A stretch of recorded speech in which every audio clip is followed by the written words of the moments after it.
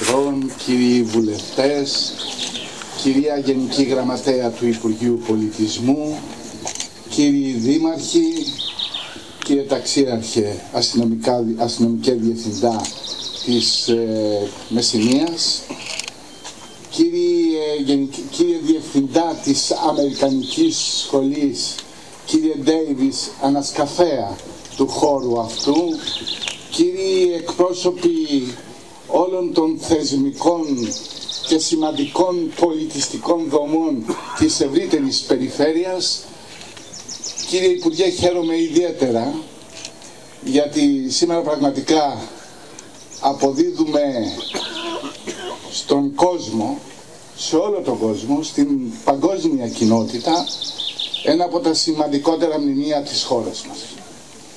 Και είναι αληθές αυτό που είπατε πριν λίγο, ότι η δυναστεία των Ηλιδών, το ανάκτορο του Νέστορα, το ανάκτορο του Νιλέα, είναι το σημαντικότερο ανάκτορο της μικηναϊκής εποχής που σώζεται σε μια εξαιρετική κατάσταση.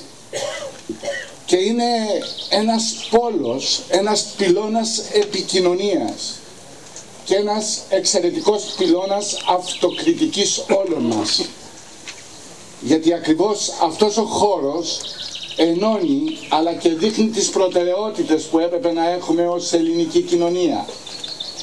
Και ασφαλώς σε αυτά τα μεγάλα θέματα δεν χωρούν οι κομματικές τοποθετήσεις.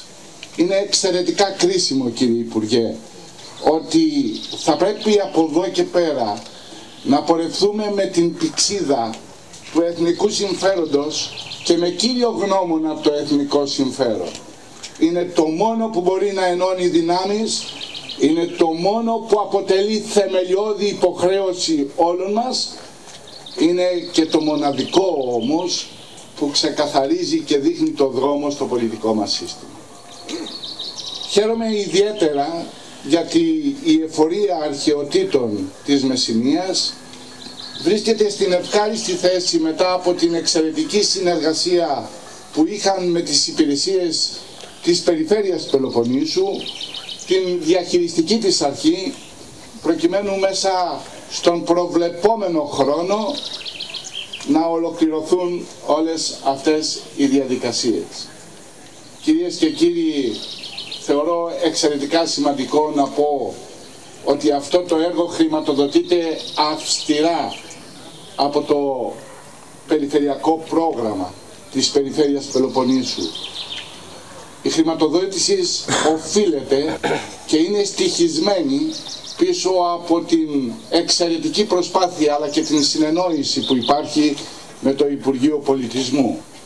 Θυμάμαι όταν ως Υπουργός Πολιτισμού, έχοντας την ευθύνη, ήρθα εδώ σε αυτόν τον χώρο και κάναμε την καθιερωμένη επίσκεψη στην ανάγνωση των αναγκών του ανακτόρου, μία από τις προτεραιότητες ήταν η δημιουργία ενός καινούριου στεγάστρου. Γιατί το προηγούμενο στέγαστρο, ό,τι ήταν να δώσει, το είχε δώσει με τον καλύτερο τρόπο. Και είναι εξαιρετικά σημαντικό ότι η αρχιτεκτονική αλλά και το ίδιο το στέγαστρο θα έπρεπε να εντάσσει αρμονικά το παλιό με το καινούριο. Και αυτό κάνει ακριβώς αυτό το στέγαστρο.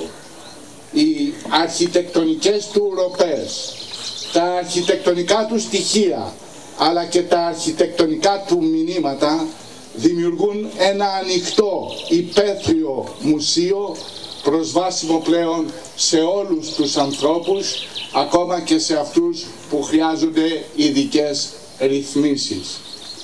Και όλες αυτές οι προβλέψεις και η υλοποίηση αυτού του σχεδίου έγινε γιατί, όπως είπα προηγούμενα, εξασφαλίστηκε η άνετη χρηματοδότηση. Υπήρξαν δύο πράξεις χρηματοδότησης. Η πρώτη πράξη ήταν και προέβλεπε δύο υποέργα. Το ένα υποέργο ήταν η ανακατασκευή, το καινούριο στέγαστρο. Το δεύτερο υποέργο ήταν η ρύθμιση και η βελτίωση όλων των ζητημάτων που είχαν για να δώσουν